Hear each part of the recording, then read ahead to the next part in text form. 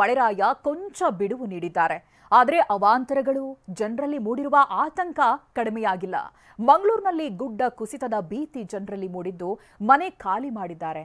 ಹಾಸನದಲ್ಲಿ ಕೃಷಿ ಹೊಂಡಕ್ಕೆ ಬಿದ್ದು ವ್ಯಕ್ತಿಗಳಿಬ್ಬರು ಬಲಿಯಾಗಿದ್ದಾರೆ.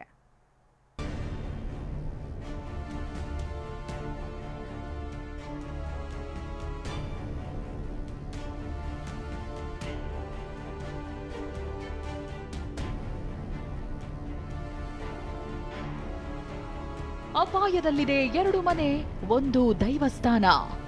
ಮಂಗಳೂರಿನ ಮೊಂಟೆಪದವು ಎಂಬಲ್ಲಿ ಗುಡ್ಡ ಕುಸಿತ ಪ್ರಕರಣ ಸ್ಥಳೀಯರನ್ನ ಆತಂಕಕ್ಕೆ ದೂಡಿದೆ.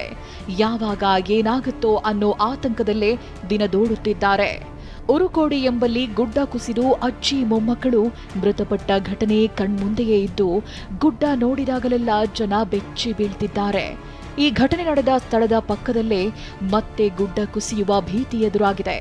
2 ಮನೆ ಮತ್ತು ದೈವಸ್ಥಾನ ಅಪಾಯದಲ್ಲಿದ್ದು ಮನೆಯಲ್ಲಿದ್ದವರು ಮನೆ ಖಾಲಿ ಮಾಡಿಕೊಂಡು ಹೋಗಿದ್ದಾರೆ.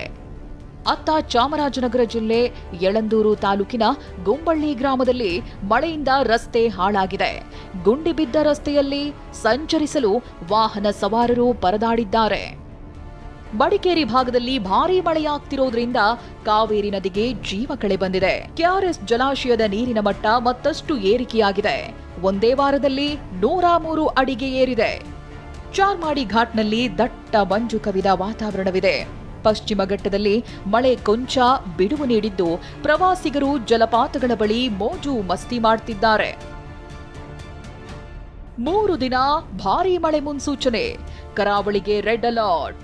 ರಾಜ್ಯದಲ್ಲಿ ಮುಂದಿನ 3 ದಿನ ಭಾರೀ ಮಳೆಯಾಗುವ ಸಾಧ್ಯತೆ ಇದೆ ಅಂತ ಹವಾಮಾನ ಇಲಾಖೆ ಎಚ್ಚರಿಸಿದೆ.